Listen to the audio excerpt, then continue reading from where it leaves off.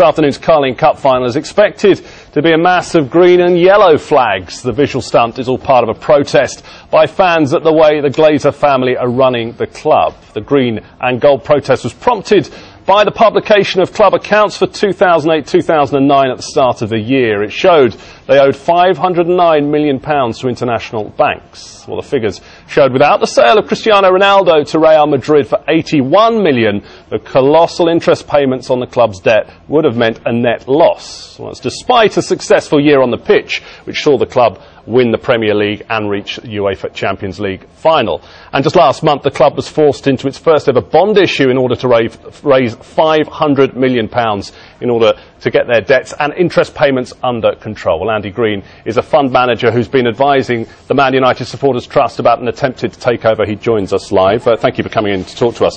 To talk to us about this protest, what it is and why you're doing it. It's a green and gold protest, which is the original colours of Newton Heath, the original club that became Manchester United in 1902, and it's really a symbolic thing to show that the supporters have had enough of their club being used as a piggy bank. The Glazers have already taken £266 million out in interest, fees and charges, £30 million to themselves, and people have had enough and want change. But they're getting results on the pitch though, aren't they? They're getting results on the pitch at the cost of ever higher ticket prices. If they hadn't done what they'd done, you could have kept ticket prices where they were in 2005 and still had an extra £150 million to spend on players. That's a huge sum of money. The Glazers would argue, I guess, that set amongst a backdrop of big financial problems in the last 12 months, they've got to move a bit of money around. There's moving a bit of money around and there's taking money out. That's what they do. Most football owners put money into their clubs. The Glazers have never put a single penny into the club, and they've already shown in the bond prospectus they just published, they plan to take another 100 million this year and then 30 or 40 million every year thereafter.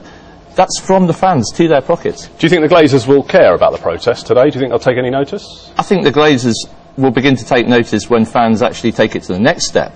Because if we can put a bid together and the fans can get behind that and maybe think about boycotting their season ticket renewals, when that comes up later in the year, then that's a big change. Given the situation with Portsmouth we've seen the last couple of weeks, do the fans worry at all that there may not be a Man United? Could that situation, I mean, it sounds unthinkable to even say it, but could that situation ever come about? I don't think that would come about because United is the most profitable football club in the world. The problem is a bad season on the pitch like we had in 2006 when we didn't qualify from the Champions League group stage. And you can soon see the financial pressures leading to players being sold. But when you become a Man United fan, here, like this, I'm going to devil's advocate with you here, you're entering into supporting a big business, aren't you? Big business, it's like almost supporting a big bank. They move money around. It's not a community club anymore, is it? It is a community club. £109 million, that's 40% of the revenue comes from match day. That's tickets and beer and pints.